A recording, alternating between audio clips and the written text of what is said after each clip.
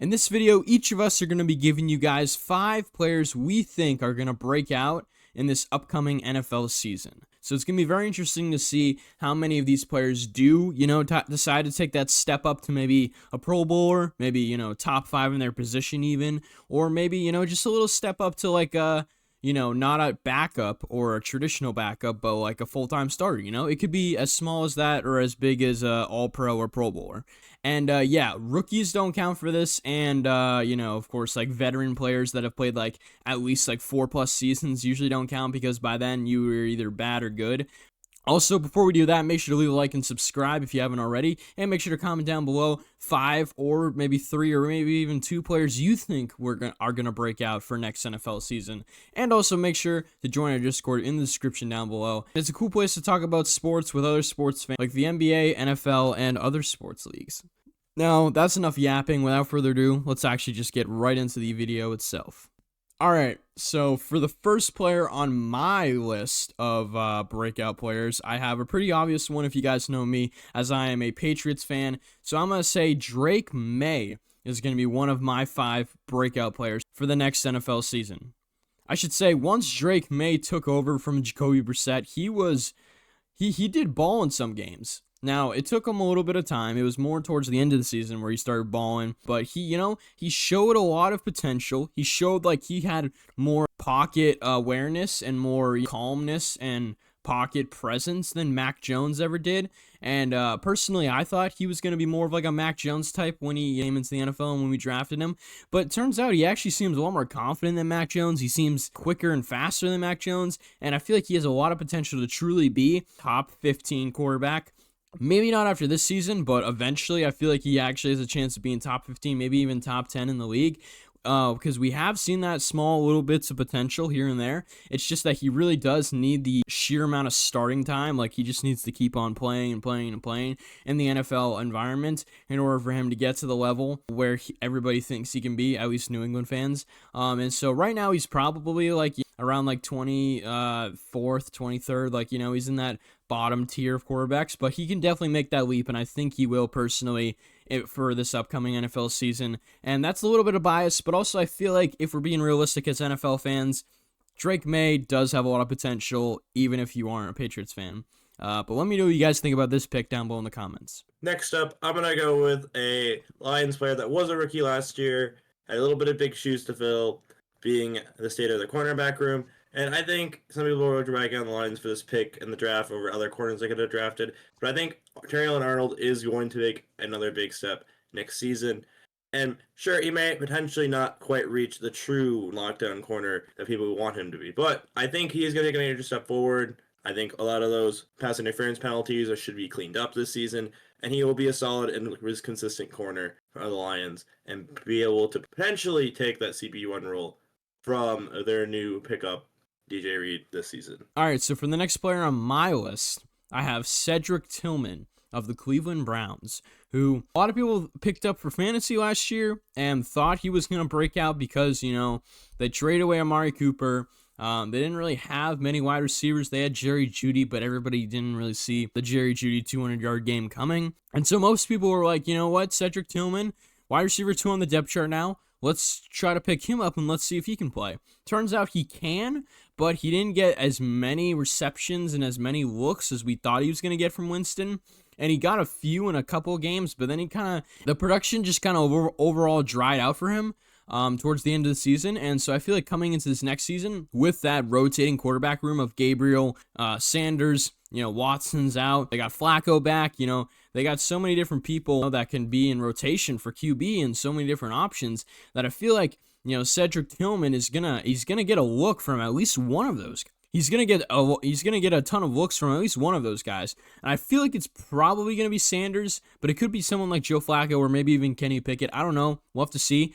But I feel like one of those quarterbacks that they have in there is gonna have Tilman as their like number one or at least as their favorite target, and so I'm gonna kind of predict that Tilman is gonna break out and truly become like a 800, 700, maybe even 900-yard wide receiver, and probably around like 7-8 touchdowns. So I feel like he is going to be definitely like top 30 at least in the league going into next season or by the end of next season. And I guess we'll just have to wait and see.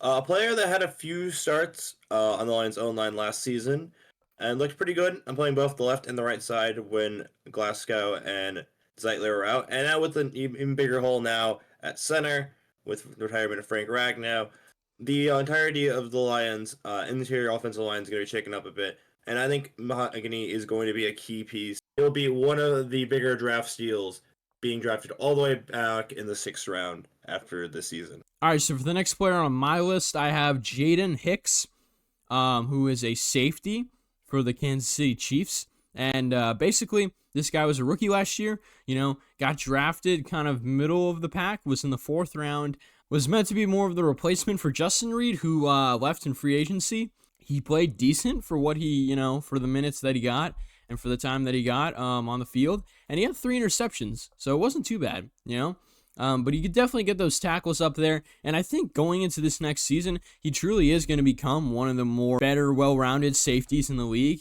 coming off of a rookie season that actually wasn't really too bad, but, definitely could improve on. And I feel like considering the Chiefs have one of the better defenses in the NFL, being, a lot more well-rounded than some defenses, I feel like Hicks is going to be able to thrive off that to a degree. And so I think with all the veterans they have, with all, the coaching staff they have, great coaching staff, loves Spagnuolo, championship level, most likely, just like it has been for the past 5 years. And so I think Hicks is going to be one of the key parts of that. Another player on the defense this time, switching from the offense, we have Grant Stewart, the linebacker the Lions signed in free agency. He's only 26 years old, which is one of the older players on this list, but still not too bad in the age department. And the Lions have a really big hole now in special teams, and also could use some linebacker depth, to be honest, with the releasing of Ravens. So any other player that played that important role in special teams, and I think Grant Stewart will, unlike McMaven, I think he'll actually play a bigger role in the linebacking room. All right, so for the next player on my list, I have Byron Murphy II on the Seattle Seahawks, who was a very high pick in last year's NFL draft. And so he was a rookie last year. He was drafted 16th overall to the Seahawks. And he was considered a very big guy, had a lot of potential as, that interior defensive tackle that really can just get pressure in there to the quarterback.